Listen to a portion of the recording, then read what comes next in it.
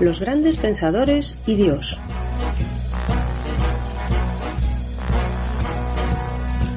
¿Qué pensaban acerca de Dios las grandes mentes que nos han legado su saber?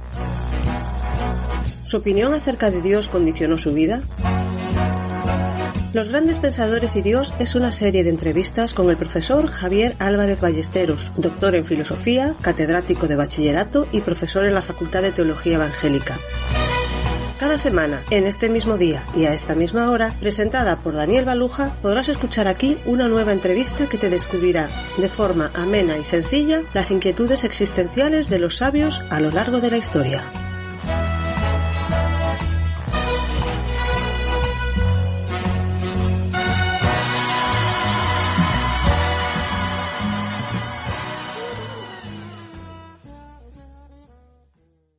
Nuestro programa de hoy lo hemos titulado Dios ha muerto, porque Javier nos hablará del pensador que acuñó esta sorprendente expresión. Se trata del alemán Friedrich Nietzsche, que era hijo de un pastor protestante. Y la primera cosa que viene a nuestra mente en forma de pregunta, ¿cómo puede explicarse que llegase a ser un hijo de un pastor, uno de los mayores exponentes del ateísmo del siglo XIX? Cuéntanos, Javier. Bueno, pues os cuento un poquito acerca de la vida de este personaje tan importante de finales del siglo XIX, porque Friedrich Nietzsche nace en el 1844, o sea, a mitad de siglo, y va a morir pues a final del siglo XIX. Y es cierto que su padre era pastor luterano, pero no solamente el padre era pastor, sino que tanto por parte de padre como por parte de madre, Nietzsche pertenecía a una tradición luterana importante, una tradición protestante. Sus abuelos habían sido, tanto por parte de padre como de madre, los abuelos habían sido obispos de la Iglesia luterana. Entonces, pues es un hombre que va a tener un conocimiento también importante de lo que es el mensaje del Evangelio, porque va a crecer en este entorno. Por eso que la crítica que Nietzsche va a hacer a la religión no es cualquier cosa. O sea, la crítica de Nietzsche no es la de alguien que sin tener ni idea de quién es Dios o de lo que dice las escrituras, pues se pone a hablar de una especie de invento que él ha hecho en su propia cabeza, ¿no? Nietzsche conoce muy bien las escrituras porque desde su más tierna infancia ha crecido en este entorno. Lo que ocurre es que si nace en el año 1844 en un pueblecito alemán que se llamaba Rocken, en el 49, o sea, cuando Nietzsche tiene solamente 5 años, se va a producir el fallecimiento de su padre. Y claro, la familia tiene que abandonar Rocken, donde estaba pues la casa pastoral, se trasladan a otra ciudad, que era Naumburg, y ahí Nietzsche va a crecer pues rodeado de mujeres prácticamente, de su madre, su hermana, que va a tener una influencia muy importante en su vida, 2 tías, la abuela, todas ellas fieles creyentes, y que esperan que el pequeño Friedrich pues termine además convirtiéndose en un pastor, siguiendo la tradición lógica, la tradición de la familia. Pero claro, esto de la muerte del padre, algunos dicen que es una marca importante en la vida de Nietzsche. ¿Por qué? A ver, siempre las tragedias nos hacen pensar y plantearnos las cosas. No sé quién dijo que donde unos encuentran a Dios, que es precisamente en los momentos de dificultad, otros lo pierden. Y entonces, en el caso de Nietzsche, claro, las preguntas que podía hacerse este jovencito era, bueno, ¿y si mi papá era una buena persona? Y no solamente era una buena persona, sino que además te estaba sirviendo a ti, que eres Dios, y que eres bueno, y que eres... ¿Por qué te lo has llevado? ¿Por qué te has llevado a mi papá si era bueno? Y esa idea de la pérdida del padre, pues quizá haya influido, no sé hasta qué punto esto es así. Pero crece... Y esto yo creo que sí le ha influido, esa religiosidad tan profunda, ese intento también de que sea una especie de sustituto del padre por parte del entorno, de su entorno familiar. Es un apasionado de la música, como buen protestante, que yo creo que la música es la forma de expresar, quizá desde el punto de vista artístico, esa fe protestante luterana tan interior. Se traslada a estudiar a un instituto en Forza. Es un muy buen estudiante, es un niño un tanto enfermizo, muy disciplinado, destaca como estudiante y se va a trasladar, cuando termina sus estudios, a la Universidad de Bonn. ahí en la Universidad de Bonn va a entrar en contacto con lo que hoy llamaríamos los inicios de la teología liberal. Ahí lee, por ejemplo, una obra de David Friedrich Strauss acerca de la vida de Jesús. Y si a Bonn había ido a estudiar, precisamente había ido para estudiar como pastor, había ido a estudiar teología. Pero, digamos, la teología de ese momento, lo que él lee, más que acercarle a Dios, lo que le va a producir es un alejamiento, una crisis de fe que le va a llevar a abandonar, digamos, los estudios teológicos. Pero ha habido una cosa que al estudiar la teología le ha gustado muchísimo, que era precisamente el estudio de las lenguas originales, sobre todo del Nuevo Testamento, el griego. El griego es un estudio que le ha apasionado y pues dejará teología, tendrá una crisis también con la familia importante cuando les comunica pues que él ya no cree de la misma manera que creía antes y en lugar de seguir los estudios en Bonn se va a ir a Leipzig. Y ahí en Leipzig pues va a encontrar un libro muy curioso de un hombre que se llamaba Schopenhauer, que tenía una concepción muy pesimista de la vida, una concepción terriblemente triste y gris de la existencia humana. Él decía que vivir era sufrir, que la vida era dolor. Y cuando Nietzsche lee esto, que vivir es sufrir, este chico que ha sido un chico enfermizo, un chico que ha perdido a su padre siendo jovencito, pues dice, esto es lo que yo pienso. Entonces Schopenhauer va a ser un inspirador, digamos, de la forma de ser de Nietzsche. Va a ser un gran apasionado del griego. Yo creo que a partir de ese interés por el estudio de la lengua en la que se escribió el Nuevo Testamento, pero también de la cultura griega. Y esto va a hacer que en la Universidad de Basilea le vayan a pedir que se vaya como profesor. Cuando todavía no es doctor, tiene unos 23, 24 años. Siendo muy jovencito, le hacen catedrático de griego en la Universidad de Basilea. Y ahí pues seguirá estudiando, será un personaje muy reconocido pese a su juventud y ahí va a haber dos personajes que van a estar muy cerca de él espiritualmente, digamos, que va a ser Schopenhauer, que hemos citado antes como filósofo pesimista, este pesimismo que de alguna manera va a estar al principio del pensamiento de Nietzsche, y luego Wagner, el gran compositor alemán, que va a ser amigo íntimo, amigo personal de Nietzsche, y con el que luego romperá, es decir, que todos los ídolos que Nietzsche había levantado se le van a ir derrumbando.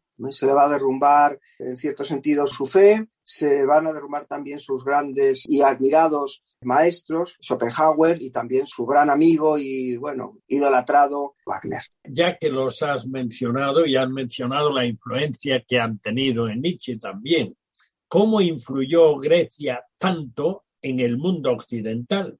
Es que el mundo occidental es una construcción o digamos una derivación de la cultura griega.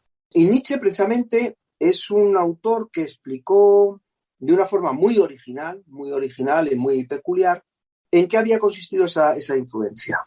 Siendo profesor de Basilea y especialista en Grecia, él va a publicar una obra que se llama El origen de la tragedia. Entonces Nietzsche dice que una de las principales aportaciones, o quizá la principal aportación del mundo griego a la cultura occidental ha sido la tragedia griega. Y esa tragedia se puede resumir, para decirlo de una manera breve, esa tragedia consiste en el fondo en el enfrentamiento de dos grandes fuerzas, que sería por un lado la razón y por otro lado la locura. Digamos, los dos componentes, o Nietzsche ve como los dos componentes esenciales del ser humano, pero también de la cultura griega. O sea, Nietzsche se va a preguntar, ¿cómo es posible que un pueblo que aparentemente tan alegre como era y tan vital como era el pueblo griego, cómo es posible que su gran aportación haya sido la tragedia y no pues, la comedia? Claro, también había cómicos griegos, pero ¿por qué precisamente ese gusto por lo trágico? A partir de ahí Nietzsche va a elaborar toda una teoría de la cultura occidental. O sea, lo que Grecia nos ha aportado en el fondo de ese enfrentamiento entre la razón y la pasión, podríamos decir la razón y el corazón, la razón y los sentimientos desbocados, porque la razón es la medida, la razón es la lógica, y el sentimiento es lo que no tiene lógica.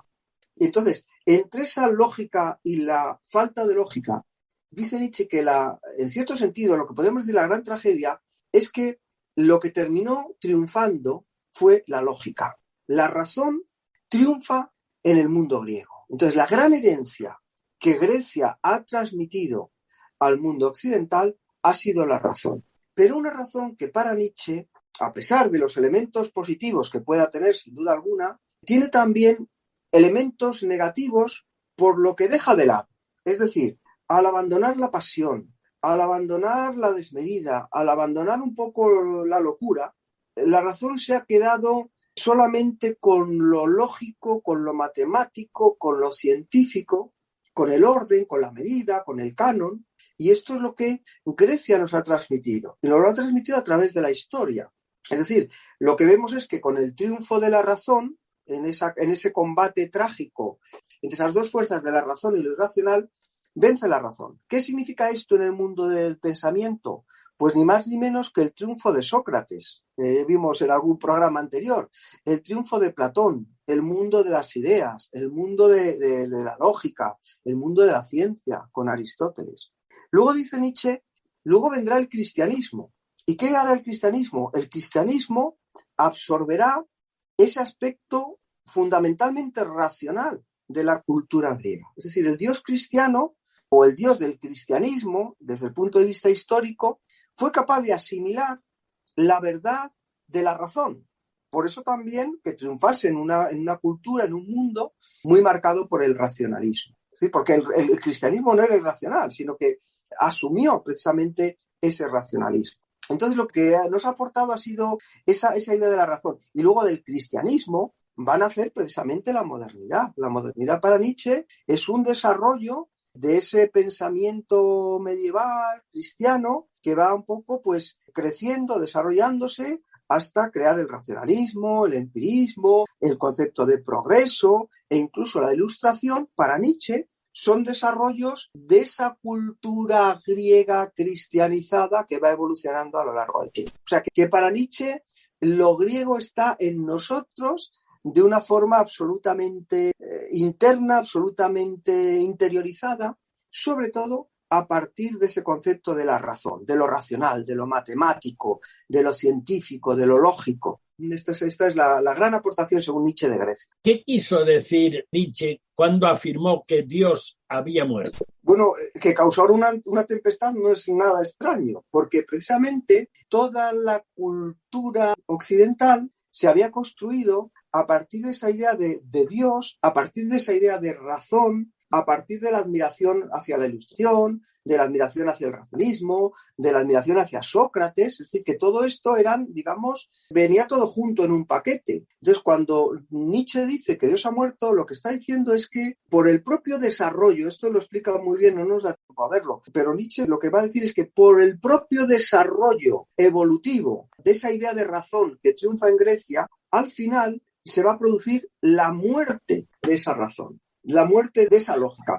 Me preguntas qué quería decir Nietzsche, ¿no? con esto. Entonces, si me permites, para no decirte yo lo que quería decir, tengo aquí a mano una obra que se llama La Gaia Ciencia o El Gai Saber, se traduce en algunas ocasiones, donde Nietzsche nos cuenta esa muerte de Dios. Entonces, si me permites, lo voy a ir leyendo y te lo comento un poquito. Es un epígrafe que se llama El Loco. Y aquí nos habla Nietzsche, es donde aparece esa afirmación de la muerte de Dios. Y dice así: ¿no oísteis hablar de aquel loco que en pleno día corría por la plaza pública con una linterna encendida, gritando sin cesar, busco a Dios, busco a Dios? Como los que estaban presentes no creían en Dios, sus gritos provocaron risa. Es decir, Nietzsche ya está viviendo en una época, a finales del siglo XIX, donde los europeos están empezando a cuestionarse las verdades religiosas e incluso la existencia de Dios. Es decir, no es que el ateísmo se lo invente Nietzsche, sino que Nietzsche constata lo que está viviendo su época. El triunfo de la ciencia ha llevado a que Dios sea algo de lo que se puede prescindir y hay mucha gente que no cree en Dios. Entonces, este loco, del que nos está contando aquí Nietzsche con ese lenguaje que tiene tan novelesco, poético a veces, nos está contando que un loco llega a una plaza con un candil buscando a Dios y la gente pues se ríe porque dice: ¿qué ha pasado? ¿Se ha extraviado Dios? Decía uno. ¿Se ha perdido como un niño? Preguntaba otro. ¿Se ha escondido? ¿Tiene miedo de nosotros? ¿Se ha embarcado o ha emigrado? Y estas preguntas acompañaban siempre risas en el coro. El loco se encaró con ellos y clavando la mirada exclamó: ¿dónde está Dios? Yo os lo voy a decir. Esto es lo que Nietzsche le dice a un mundo que ha dejado de creer en Dios. Dice: le hemos matado, vosotros y yo. Todos nosotros somos sus asesinos. Pero esto es lo que a mí me parece muy importante. O sea, Dios ha muerto porque nosotros le hemos matado. O sea, porque nosotros le hemos quitado, le hemos borrado del mapa. Pero Nietzsche pregunta algo más, y esto me parece interesante leerlo, porque no es solo la afirmación Dios ha muerto, es más, ¿no? Dice, ¿pero cómo hemos podido hacerlo? Esta es la pregunta. ¿Cómo hemos podido matar a Dios, ¿no? ¿Cómo pudimos vaciar el mar? ¿Quién nos dio la esponja para borrar el horizonte? ¿Qué hemos hecho después de desprender la tierra de la cadena de su sol? ¿Dónde la conducen ahora sus movimientos y a dónde la llevan los nuestros? O sea, lo que Nietzsche está diciendo es, bueno, pero ¿cómo hemos podido matar a Dios? O sea, y lo dice de una forma tan poética que a mí me parece por su profundidad muy interesante. ¿Quién nos ha dado la esponja para absorber el horizonte? Estábamos atados a Dios y ¿cómo hemos podido romper esa cadena, ¿no? ¿Qué nos pasa ahora? ¿A dónde vamos? ¿Es que caemos sin cesar? ¿Vamos hacia adelante, hacia atrás, hacia un lado? ¿Erramos en todas direcciones? ¿Hay todavía un arriba y un abajo? Es decir, si hemos matado a Dios, ¿ahora qué pasa? ¿Flotamos en una nada infinita? Se pregunta Nietzsche. ¿Nos persigue el vacío con su aliento? ¿No sentimos frío? ¿No veis de continuo acercarse la noche cada vez más cerrada? ¿Necesitamos encender linternas antes del mediodía? ¿No oís el rumor de los sepultureros que entierran a Dios? ¿No percibimos aún nada de la descomposición divina? O sea, lo que está diciendo Nietzsche es que ha ocurrido algo tremendamente fuerte, tremendamente violento en el mundo. Y lo que está diciendo a los hombres de su tiempo es que no se dan cuenta de lo que ha pasado. Porque dice Nietzsche, los dioses también se descomponen. Dios ha muerto. Dios permanece muerto y nosotros le dimos muerte. ¿Cómo podremos consolarnos ahora, asesinos entre los asesinos? Lo más sagrado que había hasta ahora en el mundo ha teñido con su sangre nuestro cuchillo. ¿Quién borrará ahora esta mancha de sangre? ¿Qué agua servirá para purificarnos? ¿Qué expiaciones, qué ceremonias sagradas tendremos que inventar? La grandeza de este acto no es demasiado grande. Nietzsche se pregunta, ¿cómo hemos podido matar a Dios? ¿Tendremos que convertirnos en dioses o al menos parecer dignos de los dioses? Jamás hubo acción más grandiosa y los que nazcan después de nosotros pertenecerán a causa de ella a una historia más elevada de lo que fue historia alguna. Al llegar a este punto, a lo mejor le pasó a los lectores lo mismo que le pasó a Nietzsche. Al llegar a este punto, cayó el loco y volvió a mirar a sus oyentes. También ellos callaron, mirándole con asombro. Luego tiró al suelo la linterna, de modo que se apagó y se hizo pedazos. Vine demasiado pronto, dijo entonces. Mi tiempo no es aún llegado.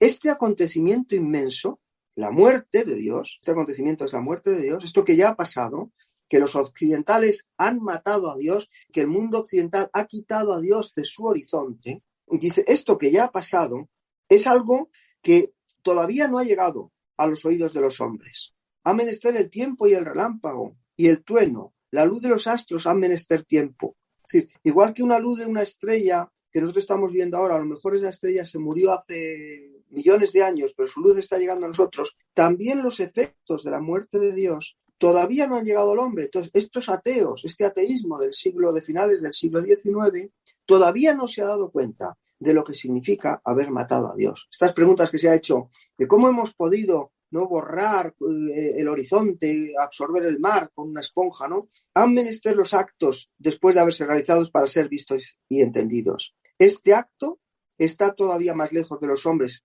que la estrella más lejana. Y sin embargo, ellos lo han ejecutado.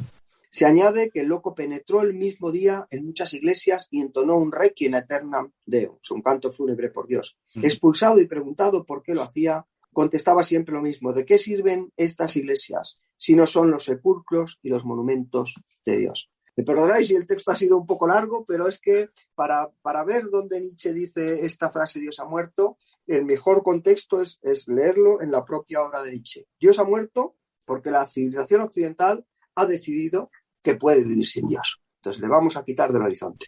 Pero lo que Nietzsche está diciendo es, no nos hemos dado cuenta todavía lo que significa haber matado a Dios, haber dicho no queremos Dios. Entonces, ¿qué consecuencias, según Nietzsche, iba a tener? Porque él está hablando del momento presente. Dice, lo hemos hecho, pero en realidad aún no nos hemos enterado bien. Mirando hacia el futuro, ¿qué consecuencias prevé de ese apartar a Dios del cuadro? Pues Son consecuencias gravísimas. A ver, toda la cultura occidental se había levantado sobre la idea de Dios. Es decir, Dios era el esqueleto, el armazón del edificio de la cultura occidental. Sobre Dios se había levantado la dignidad humana, las leyes, la justicia, la verdad, la ciencia. Entonces, si tú a un edificio le quitas los cimientos, ¿qué es lo que ocurre? Pues que todo el edificio se va a derrumbar, todo el edificio se va a caer. Y por eso Nietzsche, en este texto que acabo de leer, quizá ya os digo, a lo mejor un poco largo, lo que Nietzsche está diciendo, pero es que nos damos cuenta de lo que hemos hecho, porque ahora todo se va a derrumbar. Entonces, ¿qué nos espera en el futuro? Nietzsche en cierta ocasión dijo, yo no soy un filósofo, y de hecho no lo era, porque Nietzsche era más bien, venía del campo de la filología, del campo del estudio de la literatura griega. Y él dice, yo no soy un filósofo, soy un profeta, que predigo la historia de los próximos 200 años. Entonces, la profecía de Nietzsche sería de esta manera. Después de la muerte de Dios, todo el edificio sustentado sobre Dios, todos los valores que el hombre había levantado, con esos cimientos se van a derrumbar. ¿Y qué va a pasar? Que nos vamos a quedar en la nada, en el vacío. Y por eso se habla también muchas veces del nihilismo nietzscheano. No es que Nietzsche diga, qué bien que no hay valores, que nos hemos quedado en la nada. No, es que la nada como un valor es el resultado precisamente que le espera al hombre occidental después de la muerte de Dios. Esto Nietzsche lo escribió a finales del siglo XIX. Yo no sé si a comienzos del siglo XXI, que es la época en la que estamos viviendo, parte de esta profecía, este sentir frío, este no tener a qué agarrarse porque el hombre contemporáneo no cree en nada, si esta profecía pues tendría algo de sentido, profecía entre comillas, ¿no? Pero esta previsión nietzscheana de las consecuencias de la muerte de Dios estaban acertadas o no.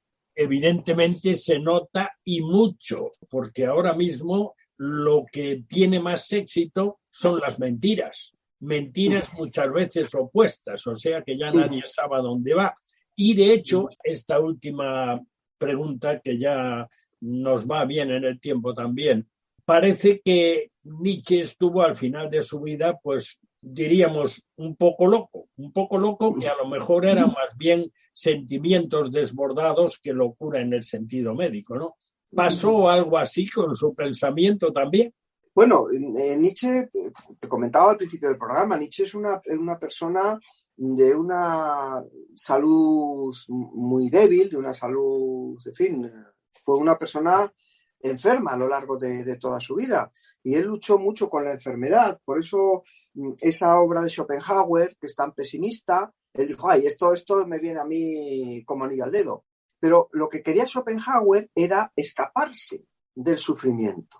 Pero Nietzsche dice una cosa muy curiosa, que es, si uno quiere la vida, que es una de las digamos, valores más importantes para Nietzsche de la existencia, si uno ama la vida, debe aceptar también no solamente los aspectos alegres, los aspectos apolíneos, los aspectos esos racionales, esos aspectos bonitos de la vida, sino que tiene también que aceptar el sufrimiento. Entonces Nietzsche es una persona que enfrenta el sufrimiento, que no tiene miedo al dolor, a cualquier adversidad que la vida le pueda presentar, que en su vida realmente fueron muchas las adversidades de todo tipo. Y al final de su vida muere loco, pero muere literalmente loco a causa de la sífilis. La sífilis le causó un deterioro mental muy grande y bueno, pues termina siendo cuidado, atendido por su hermana y pues en un estado mental muy, muy triste. Ahora, me preguntas sobre su pensamiento, si también su pensamiento era un pensamiento un poco alocado. Tenía un poco de todo, porque Nietzsche fue siempre un pensador que valoró mucho ese aspecto no racional de la vida. Es precisamente lo que él quería recuperar, lo que dice que la tragedia griega perdió al darle tanta importancia a la razón, se olvidó de la vida y que en la vida hay muchas cosas que no son racionales. Entonces, yo creo que dentro de su pensamiento hay una profunda intelección de lo que le está pasando a la cultura occidental y en concreto si lo aplicamos un poco al contexto cristiano hay muchos elementos muy, muy agudos en su crítica. No nos da tiempo a tratarlos aquí, quizá en otro programa podamos hablar un poco más de él, pero sobre todo esa crítica a cómo el platonismo, a cómo es el desprecio al cuerpo, a todo lo material, cómo ese platonismo se infiltró en el cristianismo. Y eso es lo que Nietzsche está criticando. Él hacia Jesús, hacia Jesucristo, tiene una gran admiración. Pero claro, los cristianos, el cristianismo, sobre todo el cristianismo que él mamó, el cristianismo de su época, era un cristianismo plagado, cargado de todas esas ideas platónicas que sobre todo tenían que ver con el desprecio de la materia. El sexo era malo. Hoy día, cuando uno dice, bueno, pero es que los cristianos están en contra del sexo, pues la respuesta parece obvia, ¿verdad? Es el primer mandamiento de Dios, creced y multiplicaos, y esto, en fin, pues el sistema parece obvio. El cristianismo no tiene nada en contra del cuerpo. Cuando Dios crea el mundo, vio Dios que era bueno, vio Dios que era bueno, y vio Dios que era muy bueno en el último día. Es decir, la creación no es mala. Entonces, ¿de dónde vino esa idea? Pues esa idea vino del platonismo, que es precisamente el gran enemigo del pensamiento nietzscheano. Ese triunfo de la razón que no tiene en cuenta otros aspectos de la vida, y es precisamente esa razón la que de alguna forma ha impregnado el cristianismo tradicional, el cristianismo de la época, por lo menos del siglo XIX. En todo caso, desde hoy, y leyendo la prensa, los artículos, incluso los libros, sí es verdad, y a veces lo decimos, sí es verdad que Dios ha desaparecido del panorama, a pesar de que hay quien sí hace una referencia, pero una referencia que ya no pone Dios. Sí, pero es obviamente lo que de alguna forma preanuncia Nietzsche, es que eso nos lleva a un mundo muy triste, a un mundo oscuro, un mundo donde todo vale realmente. Dirá Dostoyevsky después, ¿no? Si Dios no existe, todo está permitido. El ateísmo de Nietzsche va a ser un ateísmo coherente. Es decir, si Dios no existe, ¿por qué tengo yo que atenerme a ninguna verdad? O sea, si el logos, si la razón, si la verdad absoluta no existe, ¿quién manda en mi vida? Entonces, si uno es coherente, pues tiene que llegar a una conclusión parecida a la conclusión de Nietzsche. Nietzsche decía, por ejemplo, en El terreno de la moral, escribe una obra que se llama Más allá del bien y del mal. Si Dios no existe, ¿quién lo determina? Cada uno lo que le dé la gana. Entonces dice Nietzsche que no sea tu máxima moral, yo debo. Es una máxima que era de Kant, el deber kantiano. No sea tu máxima moral, yo debo, sino yo quiero. O sea que la auténtica moral es la de aquel que hace lo que le da la absoluta gana. Y esto, claro, a mí me parece coherente. Quite usted a Dios del universo y dígame por qué tengo yo que respetar cualquier convención social o cualquier norma moral que usted me quiera imponer. Pues no, yo soy el que elige lo que quiero ser. Es lo que Nietzsche llamaba, otro concepto muy importante en su pensamiento, lo que él llamaba la voluntad de poder. El hombre nuevo, para Nietzsche, porque el hombre hay que matarlo, igual, si ha muerto Dios, el que está hecho a su imagen y semejanza, que es el hombre, dice Nietzsche, esto es algo que tiene que desaparecer. Y tiene que desaparecer para que nazca un hombre nuevo que va a ser el superhombre. Eso lo decía a finales del siglo XIX. En el siglo XX vamos a tener unos movimientos, en Alemania también precisamente, que nos van a hablar precisamente de esa idea del superhombre, de las razas superiores y de la voluntad de poder. Bueno, ya nuestro tiempo ha dicho que ya vale. Los grandes pensadores y Dios se despide hasta la próxima semana, el mismo día y a la misma hora, cuando podrás escuchar aquí una nueva e interesante entrevista con Javier Álvarez Ballesteros, que nos acercará una vez más a las biografías íntimas de figuras destacadas de la historia.